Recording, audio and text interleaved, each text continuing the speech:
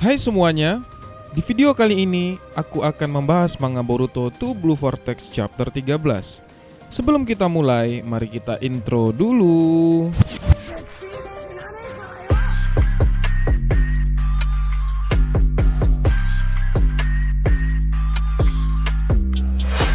Di chapter kali ini menampilkan Boruto dalam cover halamannya. Sementara judul dari chapter kali ini adalah Jippo, yang bisa kita artikan 10 arah. Di panel awal ada sebuah catatan editor yang berbunyi, Boruto tertembak peluru ajaib Jura. Apakah dia bisa melakukan sesuatu melawan pengejaran tanpa henti itu? Panel awal chapter kali ini menampilkan Jura yang masih melayang menatap ke arah Konoha dari kejauhan.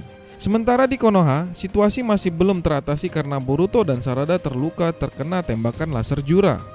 Ditambah Jura saat itu sudah bersiap menyiapkan serangan selanjutnya sambil berkata, dia menghibur.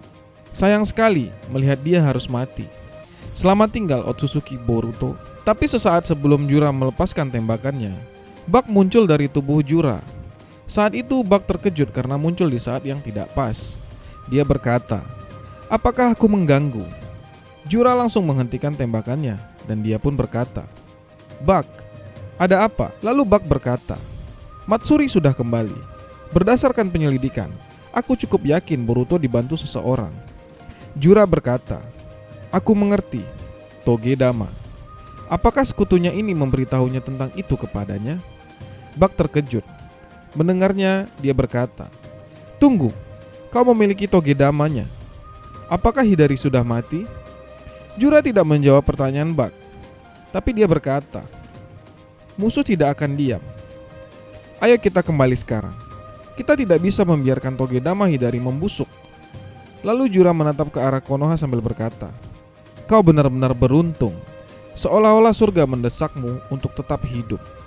Apakah ini yang mereka sebut campur tangan ilahi? Setelah itu terjadi kilas balik setelah Boruto kehilangan gurunya. Boruto harus berjuang sendiri kabur dari kejaran Konoha. Dan saat ini dia sedang bersembunyi dari shinobi Konoha yang ada di depannya sedang mencarinya. Mereka berkata, dia mungkin masih dekat. Ayo kita cari. Boruto terlihat kewalahan menghadapi kejaran Konoha itu. Tapi saat itu tiba-tiba muncul seseorang yang berkata, aku akhirnya menemukanmu Boruto. Boruto terkejut karena yang bicara itu adalah seekor katak. Yang mana itu adalah katak Kashin Koji. Katak Kashin Koji itu berkata, periksalah dengan cepat. Di sana ada 20 shinobi yang mengejarmu. Kau terkepung. Kita tidak harus membunuh orang-orang yang tidak bersalah. Boruto berkata, siapa kau? Kata Kashin Koji berkata, tenang saja, aku bukan musuh. Jika aku bersama mereka, aku akan menghubungi mereka sekarang daripada mengobrol denganmu.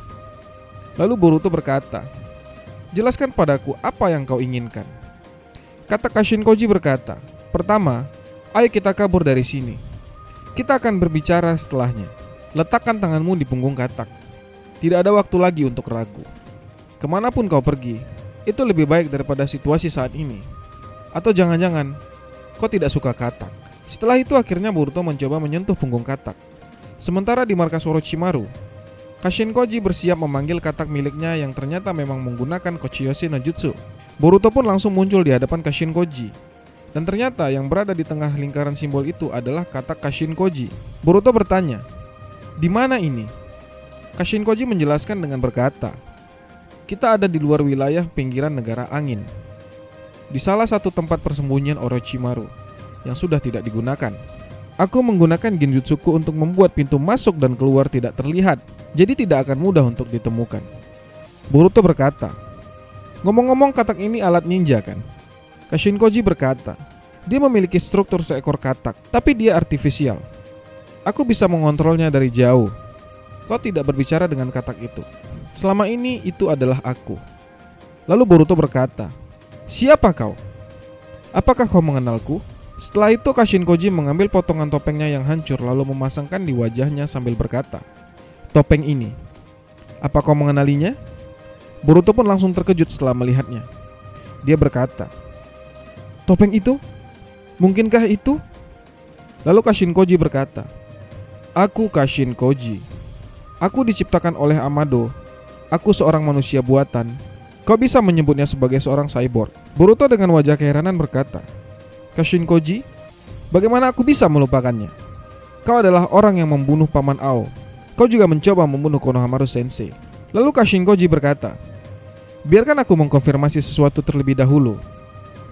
Dari hari kau lahir hingga saat ini, kau adalah Uzumaki Boruto kan? Boruto terkejut mendengarnya, karena selama ini tidak ada yang mengetahui bahwa dia adalah Uzumaki. Kashinkoji berkata lagi, hanya mengkonfirmasi. Tolong jawab dengan jujur. Boruto lalu berkata, apakah kau tahu tentang Zeno? Kashinkoji berkata, Zeno, kau ada di dalam diriku Boruto. Wadah Ishiki yang sudah melarikan diri dari Kara. Amado dan aku bekerja keras untuk membantunya melarikan diri. Begitulah caraku melihatnya. Bukankah itu benar? Aku tidak terlalu tahu banyak tentang Zeno, tapi aku mengerti konsekuensi yang ditimbulkannya. Hari itu sepertinya kau benar-benar diusir dari desa. Sepertinya ingatan semua orang tentangmu dan Kawaki berubah total. Dengan keheranan Boruto berkata, apa pemicunya? Jutsu itu pasti mempengaruhi ingatanmu juga. Tapi bagaimana bisa kau memahami situasinya? Kashinkoji berkata, karena aku tahu hal seperti ini akan terjadi. Aku sudah tahu. Sebelumnya, aku masih belum meminta maaf. Meskipun itu untuk mengecoh Ishiki. Karena misi yang harus kulakukan adalah melawannya. Aku benar-benar minta maaf. Boruto berkata, aku pun seorang shinobi. Aku merasakan beratnya sebuah misi. Selain itu, aku tidak bisa menjelaskan posisiku, sehingga hal itu membuatku frustasi. Sudah cukup lama sebagai seseorang yang menjalaninya. Kashinkoji menanggapinya dengan berkata, seperti yang sudah kau tahu, saat ini aku diciptakan oleh Amado untuk mengalahkan Ishiki, untuk menghentikan rencana penanaman pohon Shinju yang akan menghancurkan planet ini. Setelah itu terjadi kilas balik. Dalam kilas balik yaitu saat Kashinkoji melawan Ishiki. Saat itu Kashinkoji benar-benar sudah terpojok. Dia berkata di dalam hatinya, kekuatannya jauh dari bayanganku. Aku yakin bahwa ketika aku berhasil menariknya keluar dari Jigen, peranku selesai. Aku tidak takut dan menyesal. Aku bisa menyerahkan sisanya kepada Hokage. Aku akan tetap diam menunggu mati. Tapi saat itu tiba-tiba Kashinkoji melihat sebuah penglihatan masa depan. Mulai dari Eida yang menuju Konoha, pertarungan Naruto dan Sasuke melawan Ishiki, Amado yang bekerja sama Sumire, Kawaki yang mengaktifkan karmanya, dan Boruto yang dikendalikan Momoshiki. Bahkan dia pun melihat Ishiki mati di depan Kawaki. Lalu dia melihat Code bersama para Sumeaka, dan terakhir Eida mengaktifkan Zeno karena dipicu oleh Kawaki. Saat itu Kashinkoji berkata, ini adalah kejadian yang tiba-tiba satu demi satu kejadian terungkap di depan mataku.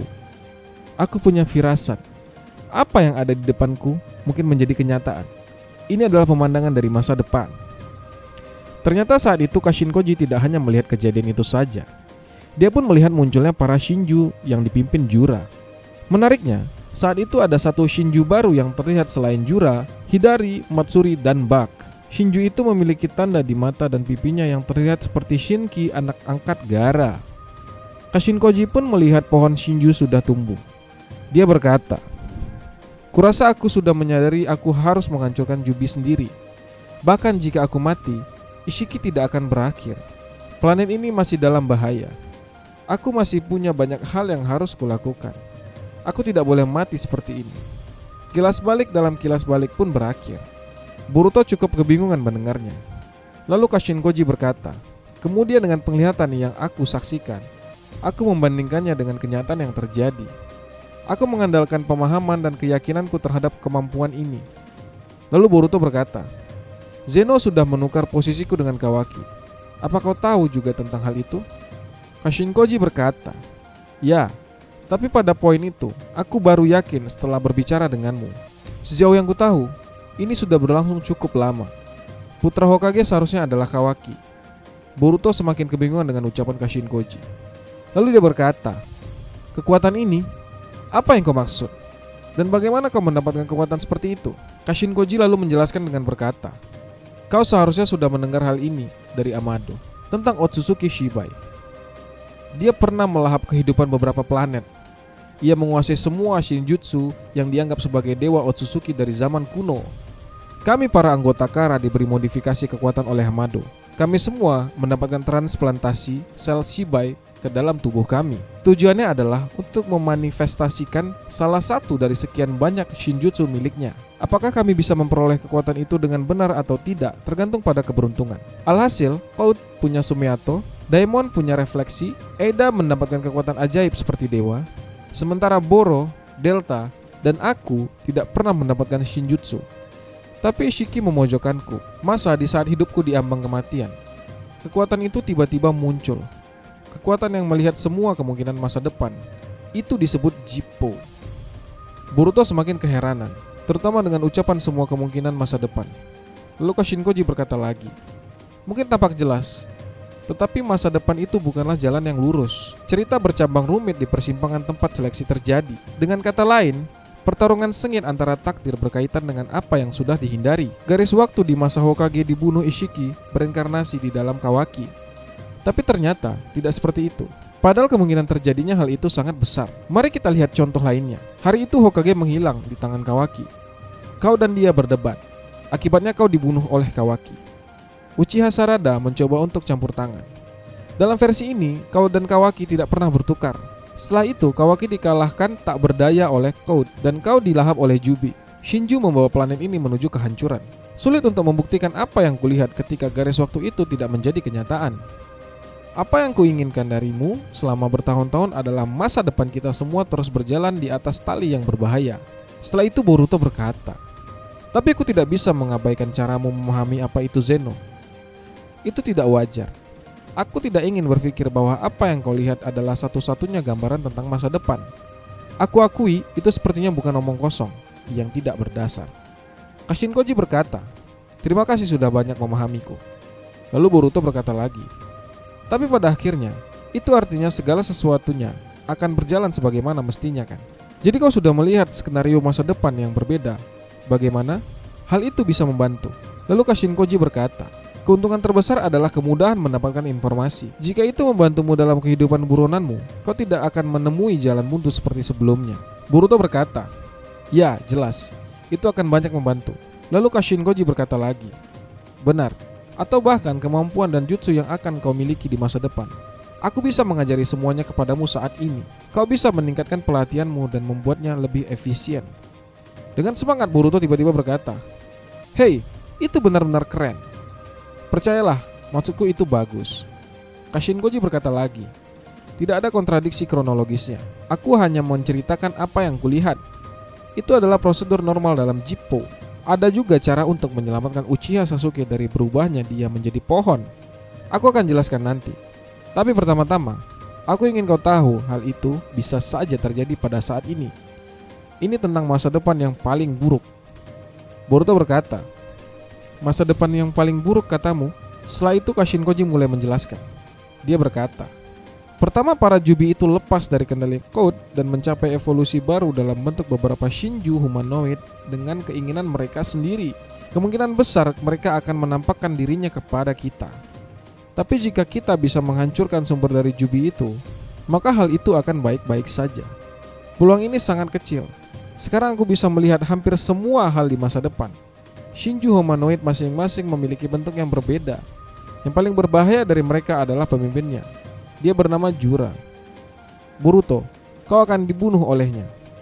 Aku tidak akan mengatakan semuanya, tapi dalam banyak masa depan, hasil yang sama akan terjadi. Apa yang terjadi setelahnya kurang lebih sama saja. Kawaki dimangsa dan dihabisi. Dunia ini akan kiamat.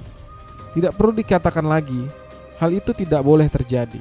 Kita tidak boleh membiarkan masa depan terburuk terjadi. Ada banyak kemungkinan. Seperti yang aku sebutkan sebelumnya. Bahkan, jika kau mengetahui fakta ini, saat kita menempuh rute ini, kita bisa mengubah masa depan kita setiap saat. Setelah itu Boruto berkata, aku akan memberitahumu satu hal Pak Tua. Entah itu untuk menghentikan pohon Shinju atau apalah. Tidak mungkin aku akan setuju untuk membunuh Kawaki. Aku akan membuat saudaraku yang bodoh itu kembali sadar. Dan aku akan mengembalikan keluarga Uzumaki Super seperti semula. Itulah tujuanku. Setelah itu Boruto mulai memasang ikat kepalanya sambil berkata, bagaimanapun juga, Jubi itu menghalangi jalanku. Aku mengerti itu. Kau bahkan tidak perlu memberitahuku. Code, Jubi, dan yang lainnya, aku akan mengurusnya. Percayalah, Sementara Kashin Koji hanya terdiam mendengarnya. Setelah itu, kembali ke masa kini, tepatnya di Konoha, di lokasi pertempuran Hidari dan Boruto. Saat itu, Sumire sedang berada di samping Boruto dan meminta Boruto untuk tidak banyak bergerak. Sementara Konohamaru sedang melihat Sarada. Dia berkata, tulangnya tidak apa-apa, tapi syarafnya kemungkinan besar mengalami kerusakan. Hanya saja saat itu Sarada tidak peduli dengan kondisinya. Dia lebih mengkhawatirkan Boruto. Dia berkata, aku tidak apa-apa, fokus saja pada Boruto. Kemudian Himawari pun mulai sadar dari pingsannya. Dia langsung melihat ke sekelilingnya tanpa mengabaikan kondisi tubuhnya. Bahkan Ishii yang menanyakan kondisinya tidak mendapatkan tanggapan dari Himawari. Saat itu Himawari melihat Sarada sedang terluka, dan dia pun langsung menghampirinya. Himawari langsung memegang tangan Sarada, lalu menyalurkan cakra Kyuubi kepadanya. Dan seketika, tangan Sarada pun langsung sembuh total. Sarada yang melihat hal itu di depan matanya bahkan tidak bisa mempercayainya. Kawaki yang melihatnya pun merasa hal aneh sudah terjadi kepada Himawari. Konohamaru pun bahkan sangat terkejut. Dia berkata, apa yang terjadi Himawari? Kau, saat itu? Himawari hanya tersenyum sambil berkata, lukanya kecil, kupikir itu akan baik-baik saja. Melihat Himawari bisa menyembuhkan Sarada, Sumire yang saat itu memegangi Boruto langsung memanggil Himawari untuk memintanya menyembuhkan Boruto. Juga Himawari terkejut karena ada Boruto di sana. Dia berkata, Boruto, dia sudah kembali. Tapi saat Himawari akan pergi menuju Boruto, Kawaki tiba-tiba menghentikannya. Kawaki berkata, tunggu Himawari, jangan mendekatinya. Sementara Sarada cukup marah dengan tindakan Kawaki itu. Tapi Kawaki berkata, jangan salah sangka, aku tidak mengatakan kau tidak boleh menyembuhkannya. Tapi ada sesuatu yang harus dilakukan sebelum itu. Benar kan Konohamaru Sensei? Konohamaru berkata, benar. Ini adalah kesempatan sekali seumur hidup. Setelah itu, Konohamaru menghampiri Boruto dan meminta Sumire untuk menyingkir. Lalu Konohamaru langsung memasang sebuah borgol di tangan Boruto. Dia berkata, jangan khawatir, aku tidak akan bersikap kasar. Ini adalah borgol penyegel milik Amado. Sekarang kau tidak akan bisa menggunakan jurus apapun. Sarada yang melihat itu langsung menghampiri Boruto. Dia berkata, Konohamaru Sensei. Konohamaru berkata, jangan melawan Sarada. Ini adalah tindakan yang wajar. Dapatkan informasi yang dia punya. Aku akan menghubungi Hokage ke-8. Sementara Kawaki saat itu merogoh baju Boruto dan berhasil menangkap katak Kashin Koji. Dan Kawaki cukup keheranan karena dia pun menyadari itu adalah katak milik Kashin Koji. Kawaki berkata, apakah orang itu Kashin Koji? Setelah itu, dia menghancurkan katak Kashin Koji itu. Konohamaru yang melihatnya bertanya-tanya apa yang terjadi kepada Kawaki. Tapi Kawaki tidak memberitahu Konohamaru tentang katak itu. Sedangkan Kashin Koji yang berada di markas Orochimaru menyadari bahwa situasinya akan menjadi semakin merepotkan. Setelah itu beralih ke markas Shinju. Jura sudah meletakkan Togedama Hidari di atas kotak hitam. Lalu batang-batang pohon atau akar-akar pohon mulai memberikan atau menyalurkan sesuatu kepada Togedama Hidari itu. Dan tidak lama kemudian, Hidari pun bangkit kembali seutuhnya. Jura langsung berkata, jadi bagaimana Hidari? Apakah kau merasakan sesuatu yang aneh? Hidari berkata tidak yakin. Aku pun tidak tahu. Jura berkata lagi, aku mengerti. Sepertinya kau sadar akan peranmu sebagai Hidari. Tidak masalah, identitasmu masih utuh. Lalu tiba-tiba Matsuri memanggil Jura. Dia berkata, Jura, itu sudah cukup kan? Lihat di sana, aku ingin sekali melihatnya. Aku penasaran orang seperti apa yang akan muncul nanti. Saat itu ucapan Matsuri merujuk kepada Togedama lain yang tumbuh di ujung salah satu batang yang ada di markas mereka. Jura berkata, aku tidak peduli, panenlah. Lalu Matsuri mengambil Togedama itu dan meletakkannya di atas kotak hitam sama seperti Togedama Hidari. Sebelumnya Jura berkata, aku harus memikirkan sebuah nama. Dan itu menjadi akhir dari Boruto 2 Blue Vortex chapter 13 kali ini. Sebelum berakhir, seperti biasa ada sebuah catatan editor yang kali ini berbunyi, kebangkitan Hidari, Shinju baru, penangkapan Boruto. Bisakah masa depan terburuk dihindari? Oke guys, terima kasih kalian yang sudah mengikuti dari awal video sampai akhir. Aku mohon dukungannya dengan cara subscribe, like, comment, and share agar aku makin semangat untuk membuat video yang berikutnya. Sampai jumpa kembali di video-video berikutnya. Bye bye.